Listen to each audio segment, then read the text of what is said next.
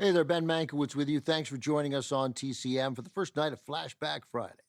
Every Friday in January, we're bringing you movies that use flashbacks as a significant storytelling device. We just had a memorably effective use of flashbacks in Orson Welles' Citizen Kane from 1941. Up next, a Japanese classic released 9 years later that once again revolutionized the flashback structure in films, from the cinematic master Akira Kurosawa in 1950, Rashomon. Here's how challenging it is to do a flashback well on screen. For 17 years now, whenever I think of flashbacks, I actually think of the 2008 movie Vantage Point, because it was a modern-day attempt at an American Rashomon. The whole movie is the same event, a political assassination seen from different vantage points. I was incredibly excited to see this movie. And though Dennis Quaid is typically excellent in it, the flashbacks make the film pretty unwatchable. Rashomon set the standard for these movies. It breaks down a brutal crime, presenting it from 4 points of view.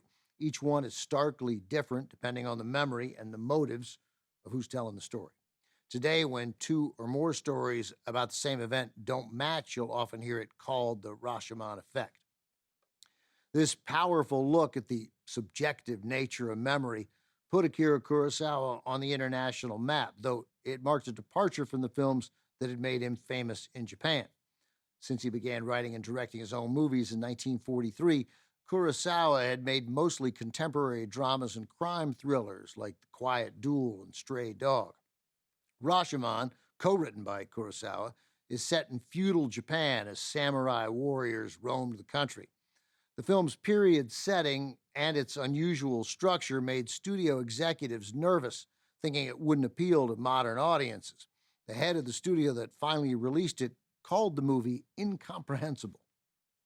Those fears may have played out in Japan, at least initially, but not in the rest of the world. Rashomon won the top prize at the 1951 Venice Film Festival.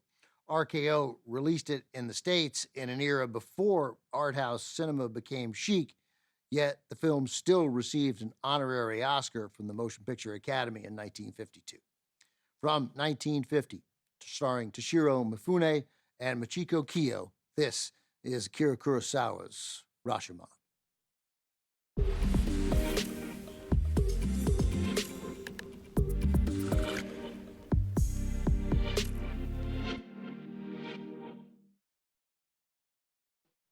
As I mentioned before the movie, Rashomon was a hit when released outside of Japan.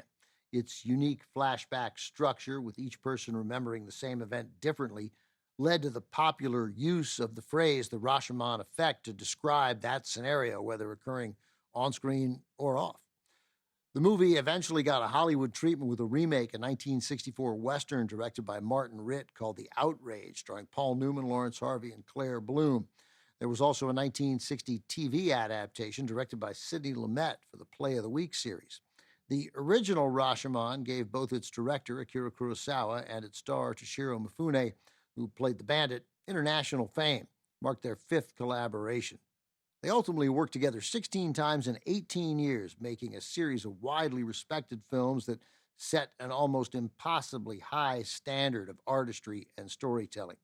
Mifune never became a Hollywood star, but his portrayals of gruff, solitary heroes have had a profound influence on a select group of American filmmakers, including Clint Eastwood, George Lucas, Steven Spielberg. Most recently, Spike Lee remade Kurosawa's 1963 crime thriller High and Low, casting his frequent collaborator Denzel Washington in the role Mifune played in the original. Coming up, a moving drama featuring one of the most haunting and heartbreaking flashback sequences in any film. Meryl Streep, Kevin Kline, and Peter MacNicol star in Sophie's Choice, next on TCM. Next on TCM, Sophie's Choice, then The Bad and the Beautiful, and later, Penny's Serenade. You won't get shortchanged on TCM tonight.